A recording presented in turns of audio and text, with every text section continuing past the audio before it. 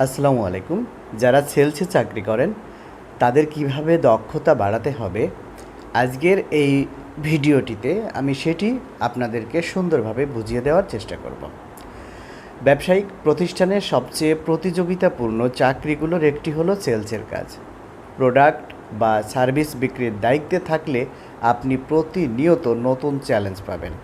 তাই আপনার সেলসের দক্ষতা বাড়ানোর বিকল্প নেই। একটু ঠান্ডা লাগছে আর কি। এর জন্য দরকার নিয়মিত প্রচেষ্টা চালিয়ে যাওয়া।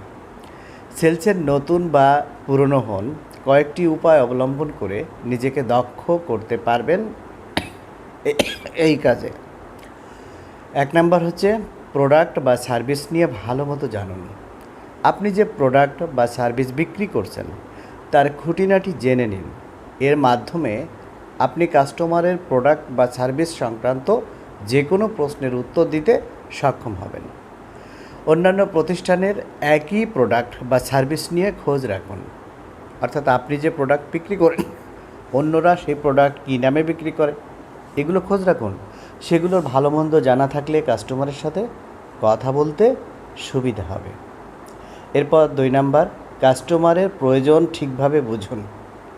একজন কাস্টমার যখন কোনো প্রোডাক্ট বা সার্ভিস কিনতে চান তার উদ্দেশ্য হলো কোনো একটি সমস্যার সমাধান পাওয়া।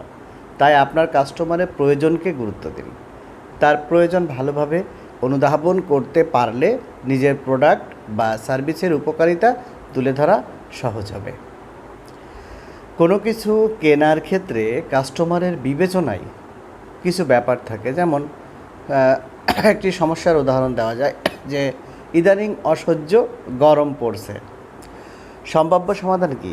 একটা ফ্যান বা এসি কেনা দরকার। এখন সমাধানের মূল্য, ধরেন কত টাকায় একটা ভালো ফ্যান অথবা একটা এসি কেনা যাবে। এখন সমাধানের জায়গাটা কি? কোন জায়গা থেকে ফ্যান বা এসি কিনলে ভালো হয়? শর্ত কি? ফ্যান বা এসিটাকে কমপক্ষে 1 থেকে 2 বছর টিকতে হবে। এসব প্রশ্নের মাধ্যমে আপনি একজন কাস্টমারের প্রয়োজনকে বিশ্লেষণ করতে পারেন। 3 নাম্বার, যোগাযোগের দক্ষতা বাড়ানো। যোগাযোগের মাধ্যমেই আপনাকে প্রোডাক্ট বা সার্ভিস বিক্রি করতে হবে। সেটা সরাসরি কথাবার্তা দিয়ে হতে পারে, ফোন কলের মাধ্যমেও হতে পারে ইমেল দিয়েও। যেভাবেই কাস্টমারের সাথে যোগাযোগ হোক না কেন, আকর্ষণীয়ভাবে আপনার বক্তব্য উপস্থাপন করা জরুরি। তাই যোগাযোগের দক্ষতা অর্জন করুন। চতুর্থত, কাস্টমারের সাথে আন্তরিক সম্পর্ক গড়ে তুলুন। একজন কাস্টমার যদি আপনাকে বিশ্বাসযোগ্য ও নির্ভরযোগ্য মনে করেন তাহলে আপনার জন্য সেলস অনেকাংশে সহজ হয়ে আসবে। তাই কাস্টমারের সাথে ভালো ব্যবহার করুন। কাস্টমারের কথা মনোযোগ দিয়ে শুনুন। কোন ধরনের প্রোডাক্ট বা সার্ভিস পেলে কাস্টমার সবচেয়ে খুশি হবেন সে সম্পর্কে প্রশ্ন করুন। ধৈর্য সহকারে কাস্টমারের প্রশ্নের উত্তর দিন। এই জিনিসগুলো কিন্তু আপনাকেই করতে হবে, আপনার ম্যানেজার করে দিয়ে যাবে না। পুরনো কাস্টমার হয়ে থাকলে আগের প্রোডাক্ট বা সার্ভিস নিয়ে তার মতামত জেনে নিন। ধরেন আগে এসে একটা প্রোডাক্ট বিক্রি করত, সেই প্রোডাক্ট কিভাবে চলছে, তার গুণগত মান কী, কাস্টমার কিভাবে চেয়েছে, এগুলো কিন্তু ভাবতে হবে, জানতে হবে, ফিডব্যাক নিতে হবে। কোনো ডিসকাউন্টের ব্যবস্থা করতে পারলে কাস্টমারকে জানান।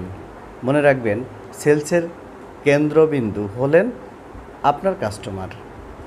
তিনি যে আপনার কাছে গুরুত্বপূর্ণ তা মার্জিত আচরণ দিয়ে প্রকাশ করুন। 5 নাম্বার, নতুন পদ্ধতি চেষ্টা করুন। এক এক কাস্টমারের সমস্যা এক এক রকম।